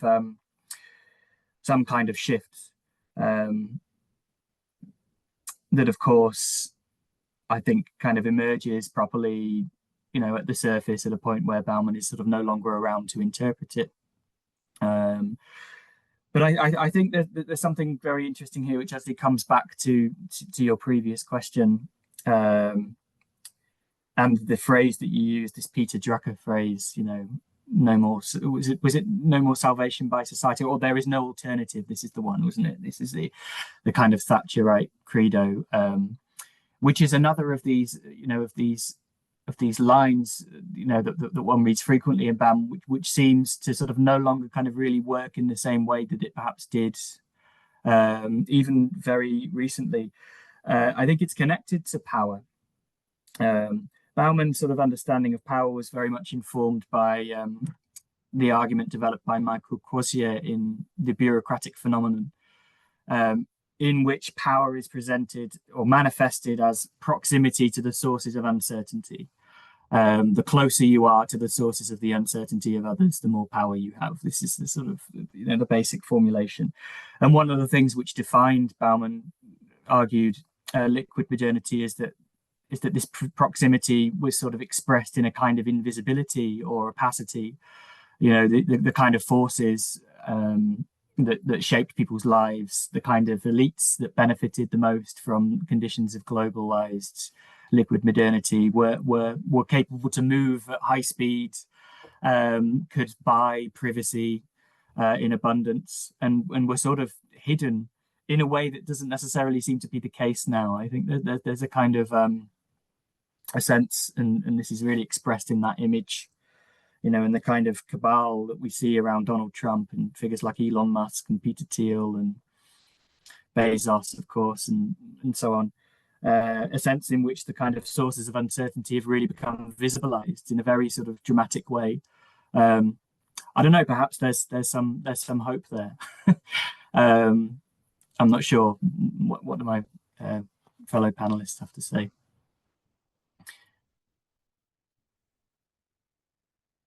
Yeah, I mean, I'd agree with what you have to say there, Jack, particularly the centrality of Bauman taking this notion of power from bureaucracy. The whole separation of power and politics, the state losing its power and things like that. We've spoken a few times in this panel about Bauman being historicized and some of the dangers that come with that. But I think this, to me, when I read it now, reads as a statement that's very reflective of a lot of the literature on reflexive modernization, the phrase that's already come up, globalization, that was around at the turn of the century, which does now ring hollow. But the one caveat I'd like to offer to that is that when you read, as I remember doing at the time, when you read Bauman against those writers, there's a slight difference, because Bauman at various points says these claims are a declaration of intent as much as they're a statement of how things are. And I think what we saw in a certain period, which I think Bauman is attuning us to, is not just a separation of power and politics, but a desire to have a separation of power and politics, a desire to move things up to these level of flows at an international level for a whole variety of reasons we don't need to get into. And I think what we've seen over the last few years is, to use Jack's terms, a second marriage of power and politics. And that has been for a lot of negative ways we would point to. But look at COVID, look at what we saw there. The state all of a sudden became immensely powerful to the extent it was dictating when people could leave their houses or not. So I think it is, in retrospect, a phrase that is somewhat wanting, but I think it's also worth reading why Bauman thought this separation happened and recognizing the sort of declaration of intent behind it and rethinking why that, to use Jack's term, second marriage about.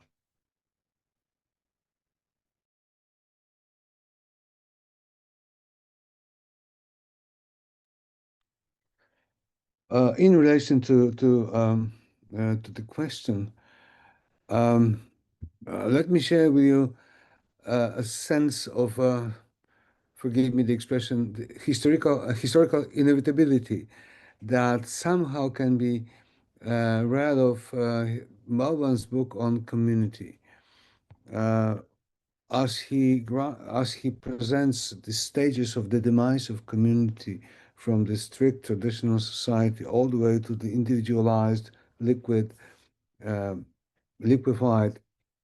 society. It seems as if he had in mind this like necessary logic of demise, of destruction, of losing the social ties.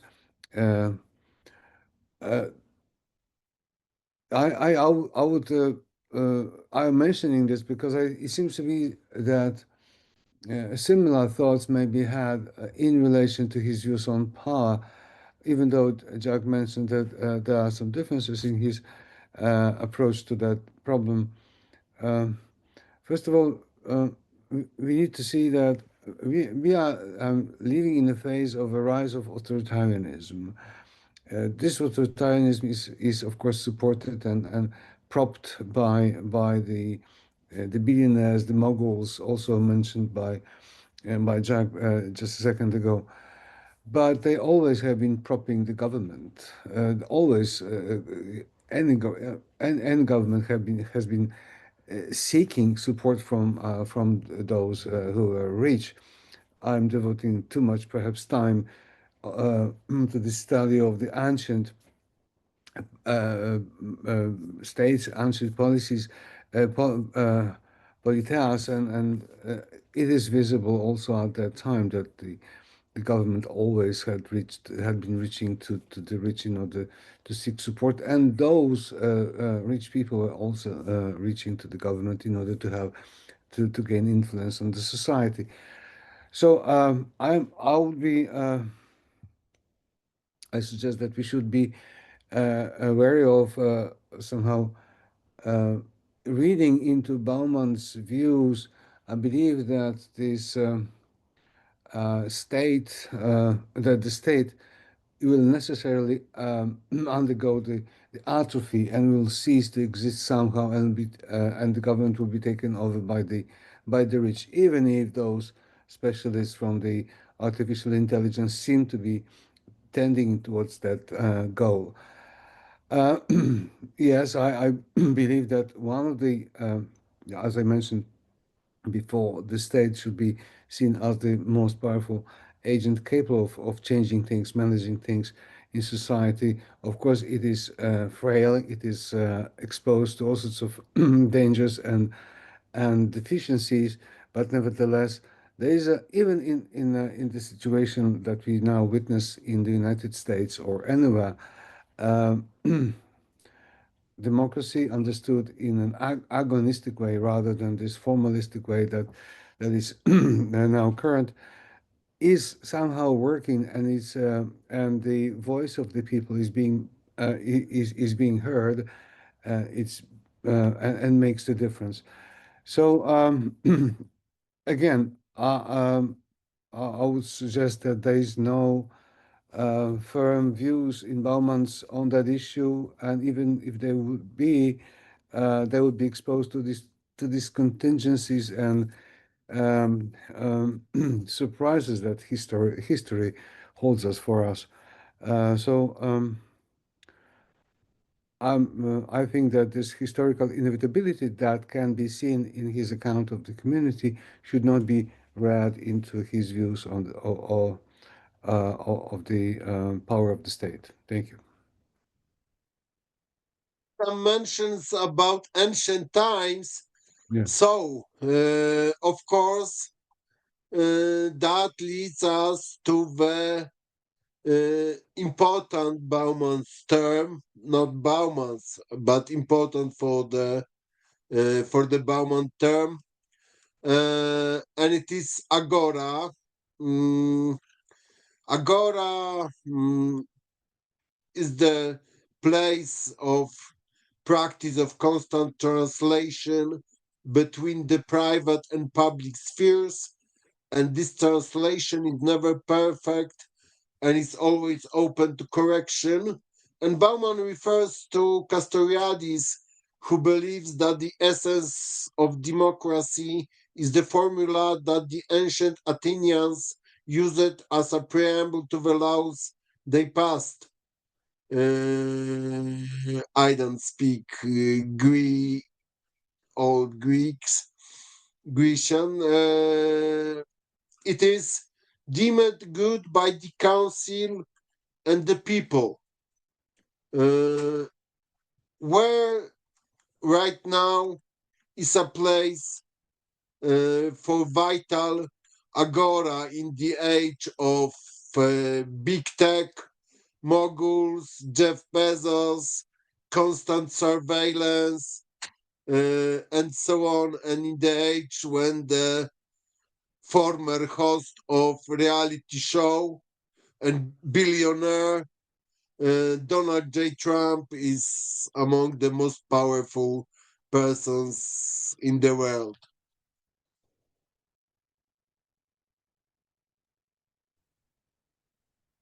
This is another very big, very good question. I can have a stab at responding firstly. And it takes me back, I guess, to a point I made about in the presentation about how we might think about legacy not only in terms of the content of Bauman's social thought, but its form as well. Your sort of question makes me think about the position and the fate of kind of long form writing and argumentation in an age of AI generated content. An age, I mean, there's a wonderful essay by somebody Matt Dawson mentioned in his excellent presentation on anxiety there, Will Davies, who wrote a brilliant piece about the functional role that stupidity seems to be playing in our in our kind of political life at the moment. It's called Stupidology. It's a very good essay. And it's sort of premised on this idea that, I guess, as social and political people who think about social and political theory, we have these very sort of sophisticated, sort of critical positions on Enlightenment rationalism, positivism, scientism, and so on. But we aren't especially well equipped to deal with the rise of a sort of functional stupidity, as he calls it. And I mean, Bauman was a very kind of exemplary sort of figure of what I call in the book I wrote on Bauman in the West, a sort of sociological essayism. You mentioned, Sławek, you mentioned Musil, The Man Without Qualities, and the sort of idea of politics as critique. But that book also has these sort of wonderful passages on the utopia of essayism. I think there is something about the form of Bauman's engagements, his sort of discursive thinking, the ways in which, he sort of, I think, offered as much a kind of heuristic, sociology is a kind of heuristic device, right, for thinking about the world and kind of conceptualizing it and capturing it somehow in metaphors and concepts and so on. Then as a sort of scientific sociologist of theoretical frameworks and so on, that to me is all kind of part and parcel of a kind of, a way of writing that was sort of explicitly for a public. And I have to say, I feel rather sort of pessimistic about this at the moment. This kind of agora that you mentioned. I think that the role of the kind I mentioned at the end of my presentation there, that the role of the university now, which is very beleaguered at the moment in the UK in particular, not just kind of the ongoing effects of marketization, but universities seem to be kind of in the sights of of the kind of, right-wing populist figures who wait in the wings, Nigel Farage, for example. I do sort of feel like the kind of conditions in which, Bauman could sort of develop his ideas as a sociologist who wasn't really interested in obtaining research funding or having a kind of quantifiably measurable impact on the social world. It sort of feels like a very sort of hard place to have that kind of foundation now. And notwithstanding, of course, that Bauman had his, he sort of came to sort of international public renown after he retired, which sort of says something as well. But I think that there was another kind of essay I read. It was somebody who'd written an article on Substack, which was about the kind of decline of long form writing in an age of kind of AI generated content and, in social media kind of, tweets, things being tweet length and so on, which sort of talked about the significance of, of the decline of long form writing for a sort of decline in democratic institutions as well. these are very sort of very interesting pieces. And I have to say, I think that if I think about sociologists who did kind of come forward with alternatives, Matt has this wonderful book coming out in a second edition on sociological alternatives. They tended to be essayists, and they tended to sort of respond to sort of conjunctures, in a very contemporary sense in the essay form, because that was the form that was adequate to kind of responding to them. You think of figures like Stuart Hall, Karl Mannheim, someone like Hannah Arendt, Du Bois, all of these figures, they sort of tended to use this kind of, this modality of communication, which seems kind of harder to communicate in. But I don't know. I've been talking for too long, and it's too late. Thank you.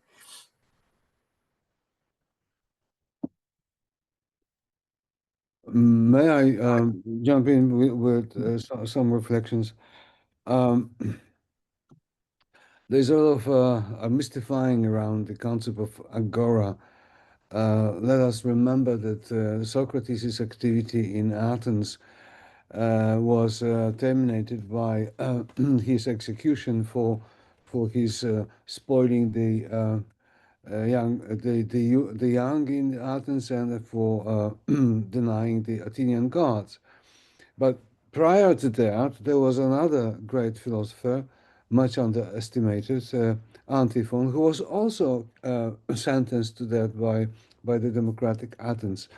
Where the agora is today. Certainly, it's not on Facebook, on all the social media, because it's like a sewage for all this trash, which is capitalized on the owners of these outlets, and it's not a place to be seen as an exchange for views and debate and deliberation. But we are now benefiting from the production of some media moguls or whatever, some big company that produced Zoom and enables us to discuss those issues. There are many other things. Let me revert to Alasdair MacIntyre and mention his idea that the only thing we can hope for is just like pockets of decency only. And I don't think Agora was anything more than that. Pockets of decency where some issues were debated by wise people, even though they were not capable of influencing the course of things in terms of politics and whatever. But I don't think we can expect more from that, and I don't think Zygmunt would have expected. Perhaps he did. I don't know, but I don't think he discussed that issue as a in this retrotopic manner by demanding that this ancient agora should be restored and somehow revived. Even universities today are also only pockets of decency, and not perhaps all universities, because they have undergone this commodification, and we are all being asked to produce rather than deliberate on issues which are vital to the society and to the future. So yes, only pockets of decency, pockets of trust and thinking that might perhaps influence the course of event, but we shouldn't be hoping too much on that. Thank you. Yeah, and the question of agora, I want to take us back to something we've discussed a few times already in this panel, which is Zygmunt's unwillingness to talk about alternatives and to sort of talk about what could be. And I teach a whole course on Bauman sociology here at the University of Glasgow, and it's perhaps indicative that agora is the concept that students find hardest to understand, that they just cannot get it. And I think part of this is because it's very hard to sort of provide them with an example that fits the intellectual work I think Bauman's trying to do with the concept of agora. So whether that's, and I agree with Adam, I don't think it's necessarily entirely clear in some sense to what extent Bauman was doing that. But so I think it is difficult to think about what the agora is. But sort of picking up on the comments about Jack and Adam there, I think one thing I'd like to pick up on is as Jack said, the means of writing, and the messages that are there. And as we were speaking, I was reminded again, a book I've already mentioned once, but Keith Tester's Conversations with Zygmunt Bauman, and there's a bit in there where Keith says to Bauman, what do we do as sociologists with the fact that, our writings aren't really taken up by other people, they don't really lead to large-scale social change. They're only led to people sort of changing their perception of the world. And Bauman's response is this sort of outrage thing. It's like, what do you mean only changing their perception of the world? If only we could get people to change their perception of the world. Like, that's a really difficult task. And I've always thought that was indicative of a way of like the idea of what his writing was trying to do. That sort of idea, if we take this up and it allows us to understand our interpretation of the world. So to the extent that we have the possibility of that agora type discussion, I think in some ways, one way we can look to Bauman for an answer is not necessarily in what he thought the agora would be actually, but more in his method of communication and the idea of what he thought sociology as this hermeneutical exercise would be with these forms of communication. And the pockets of decency, as were mentioned there, the ways in which we can find these pockets of decency that allow us to engage in that. Unfortunately, I agree, I don't think universities, at least British universities, are the perfect place for that. But to the extent that they can be found, because they'll always be found, I think that's one potential lesson Bauman offers us. It's less about where we identify an agora space, but more about how we communicate with each other. Of course, we could discuss for dozens of minutes, but maybe our public would like to join our discussion, ask some questions, some commentaries, remarks.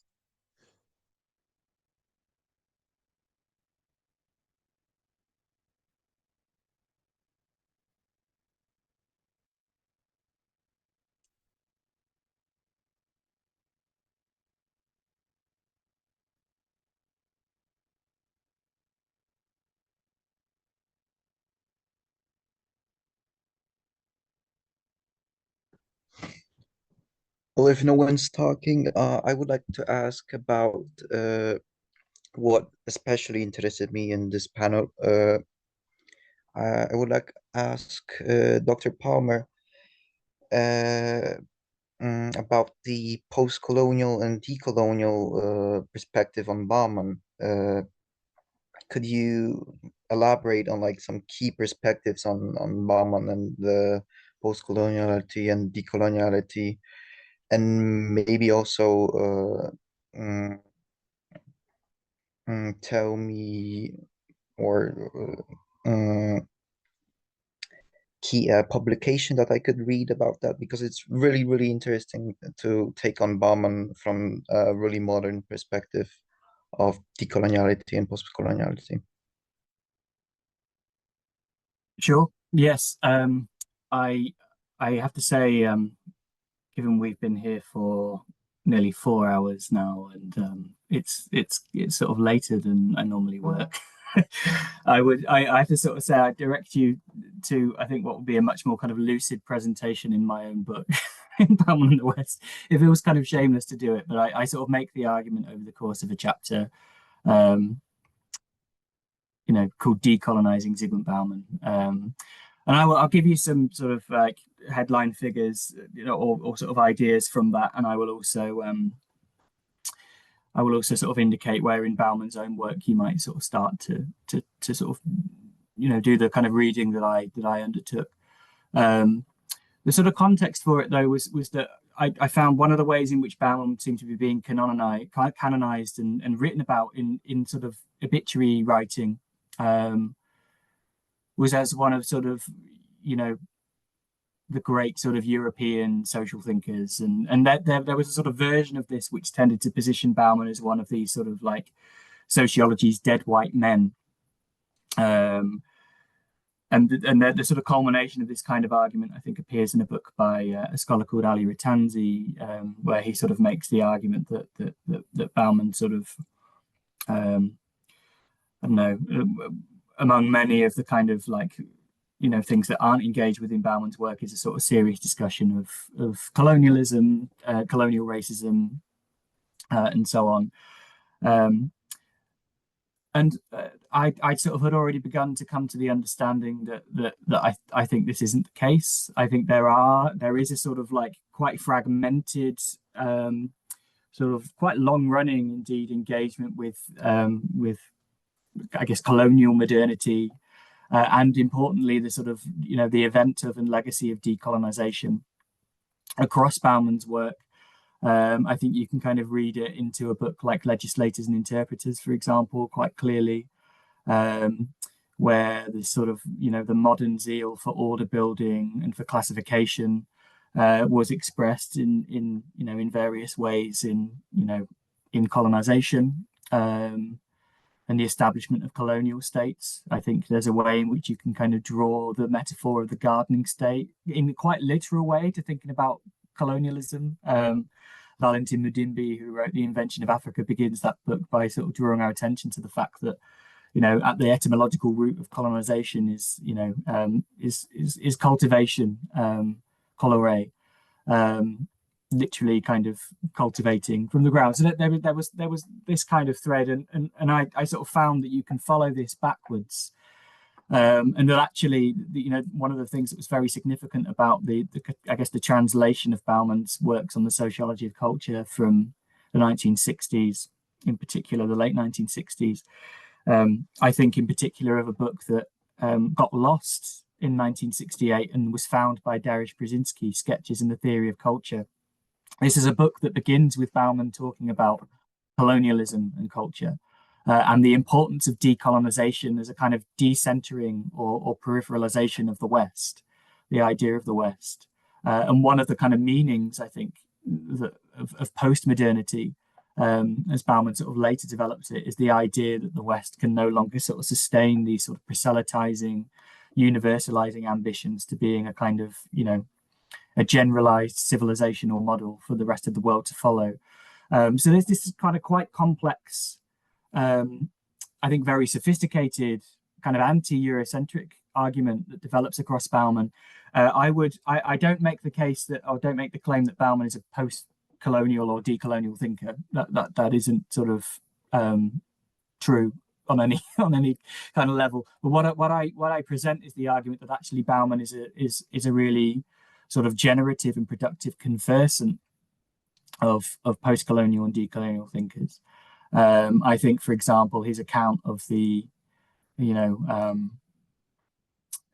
experience and interpretation of modernity in East Central Europe, and his focus on Jewish thinkers offer a great means of, great many means of sort of productive sort of points of conversation, contiguous points. So yeah, this is the argument that I develop kind of in the book, and you can kind of follow your own, follow this into Bauman's own writings. I've mentioned some books there, the Legislators and Interpreters, and Sketches in the Theory of Culture. But it is, I think, once you began sort of unpicking this thread, it appears, quite centrally in many texts, many sort of standalone essays, review essays, all sorts of places. Yeah, thank you. Thank you. That's very interesting. Thank you.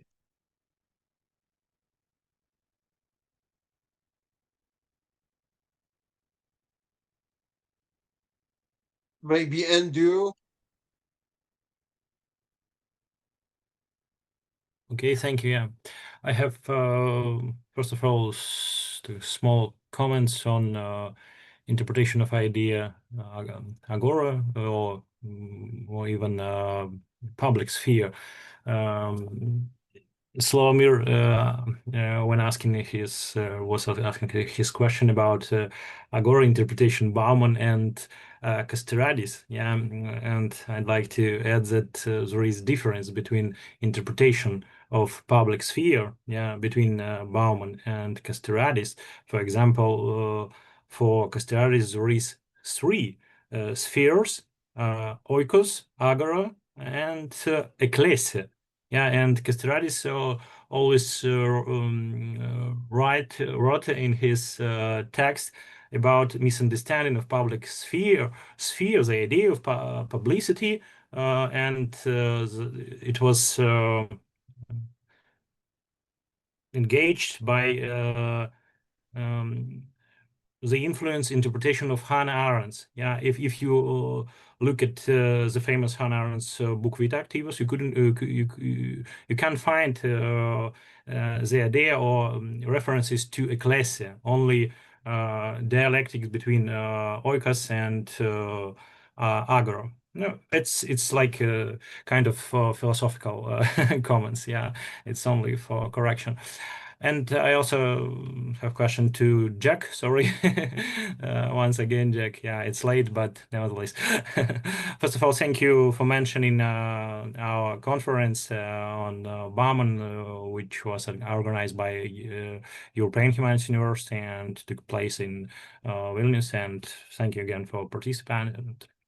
My question about the adequacy of interpretation. Yeah, you try to apply such hermeneutic tricky interpretation. Then you said that I don't care really. I didn't care about what the idea, Bauman's idea was, or what was the sense of that idea. I'm interested in how we interpret it here in our contemporary, in our modern life. How could be understand in our context, modern context. What about adequacy of interpretation? There is a lot of interpretation. It's and all of them couldn't be true or couldn't be adequate in different contexts. And okay, it's enough, because I have one more question about how to avoid canonization, but it's really a huge question. That's why it's let's omit it. Okay, thank you.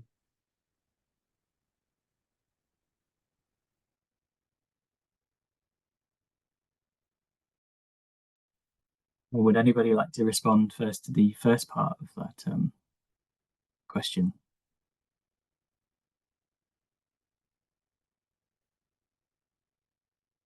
Or I can just sort of go with a bit. I suppose that I'll go with the question that was addressed specifically to me, and this sort of trickiness of interpretation, as you say. I mean, I have to say I don't abandon at all the notion of kind of authorial intention and and the kind of original intentionality behind ideas. Like they're not sort of plucked out of thin air or anything like that. But I suppose it's that my particular position on interpretation was informed by, I guess, a sort of philosophical hermeneutics kind of approach that Bauman himself kind of was informed by, which is that kind of the way that we read is or at least our readings of works are conditioned inevitably by the conditions under which we read, and this kind of is what enables us to sort of extend ideas, apply them in kind of novel context and so on. But it did, really, that book is really, I think, quite, I'd like to think is quite sort of thoroughly grounded in a real sort of fidelity to Bauman's ideas, and trying to establish in a sense the kind of context in which they initially emerged. So there's sort of two things going on there. There's a sort of an exegetical treatment of Bauman's ideas, but also a kind of sociology of knowledge and sociology of intellectuals there as well. I'd say an additional complication, this is something I guess that makes I think maybe all of our work a little bit difficult. I think not just mine, but also kind of Matt's and Adam's as well, is that Bauman provided us with a great many ways of interpreting him.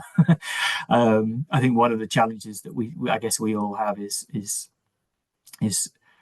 how we sort of grapple with Bauman's own kind of understandings of the role of the intellectual and himself. I mean, Legislators and Interpreters, for example, provides like a really sort of great framework for positioning Bauman, as the kind of arch interpreter of postmodernity.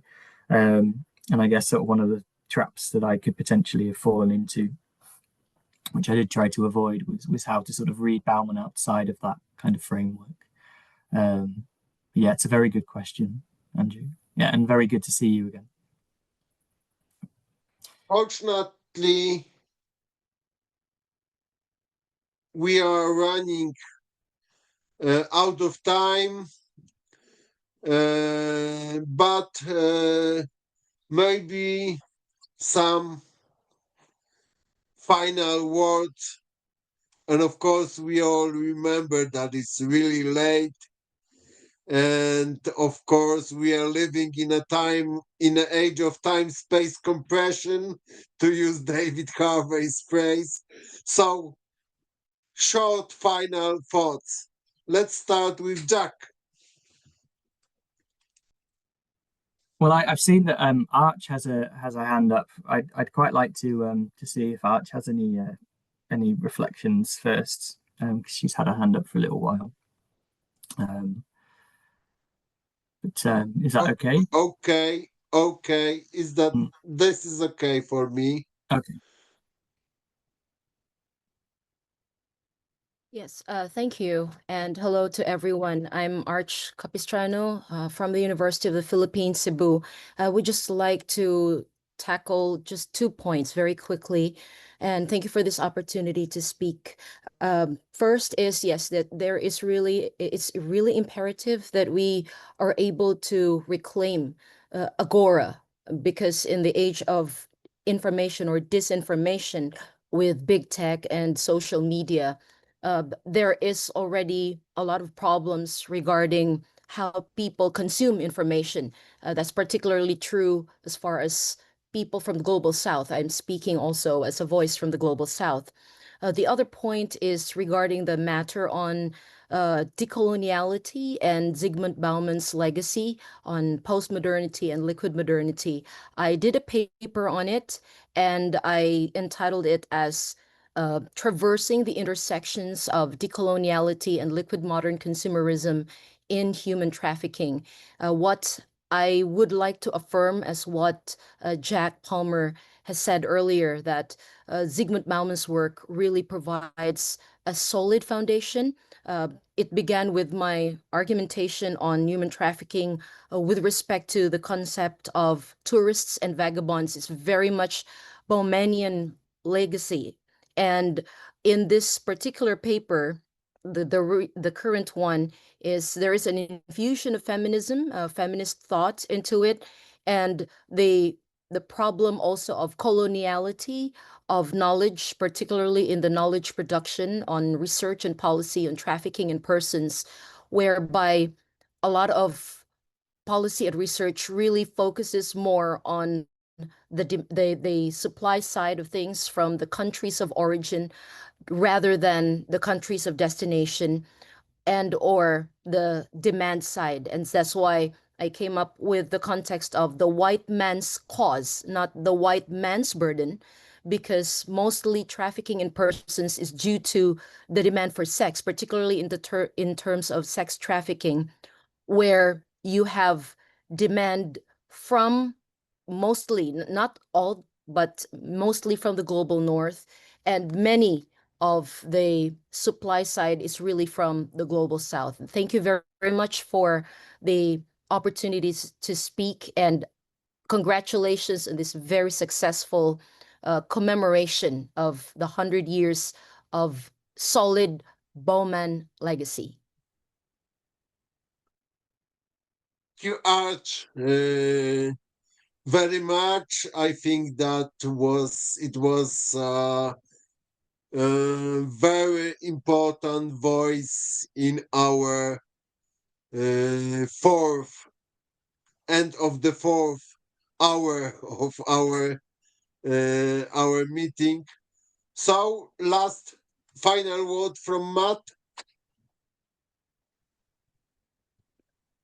Thanks. Yeah. I don't quite know how to end. I think, what's really interesting to me is as I said, I couldn't make the first half of this session, for which I'm very sorry. I really wanted to hear what people had to say, but I think what's really struck me in our discussion in this panel over the last 2 hours has been sort of stuff we were just circling around, which is the multiplicity of ways, the legacies in Jack's terms that Bauman gives us, and the ways in which we're able to think about those in interesting ways, as in the interesting work we've just heard from Arch, and how Bauman can be used to understand human trafficking. And as Jack was mentioning his own work on the Bauman's relation to post-colonial and decoloniality. So I think, in some ways, the second 100 years seems very secure in many ways to me. There's a real possibility of this dialogue continuing to go, and the different possibilities that are open up in this work, which I think is really strong because of that. And there's a reflection as all the things we've discussed, the open utopianism, the means of writing, the flexibility of the concepts, the ways in which these open themselves to different alternatives. So I leave these 2 hours thinking to myself that this is a sociological and intellectual project that continues, and there's no greater legacy anyone could leave than that.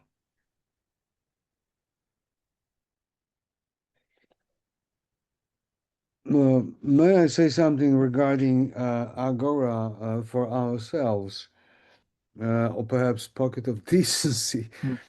Why don't we stay in contact somehow? Perhaps Sławek could make a discussion group somewhere to exchange views, because, for example, Arch Capistrano had just said something very important. I dealt with a similar problem in relation to the thought of Karl Popper, whose views on colonialism were problematic, at least. So I never thought about using Bauman for the same purposes, but what has been said by Jack inspires me to think of it.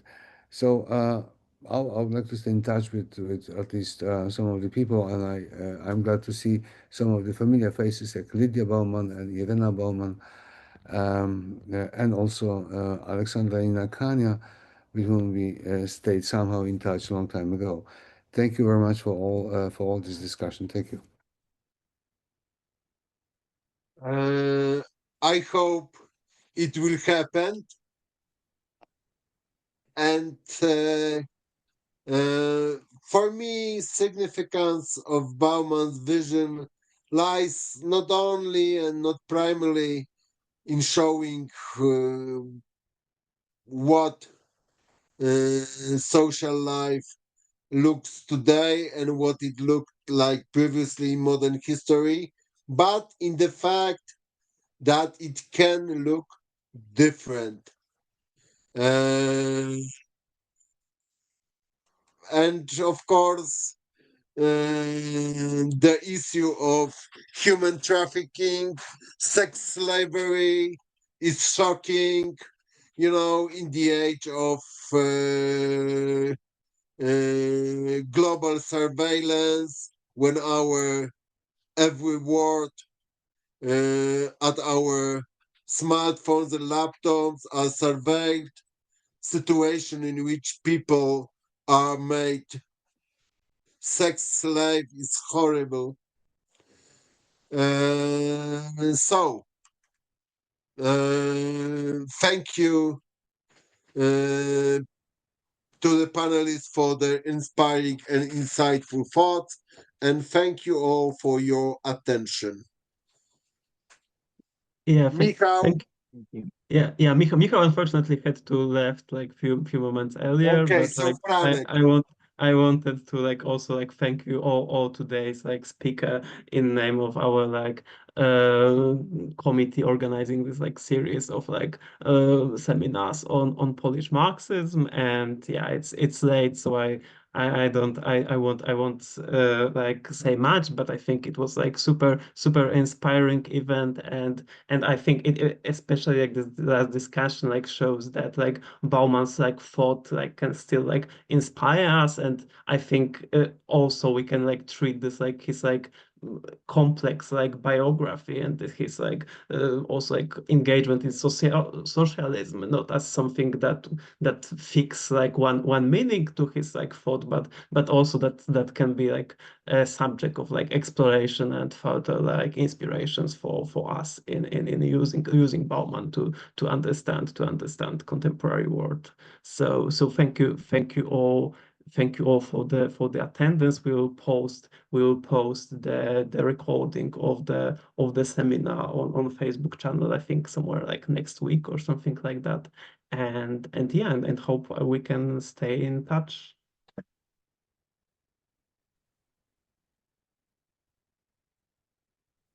Thank you. Thank you very much. Thank you very much. Thank you. Bye-bye.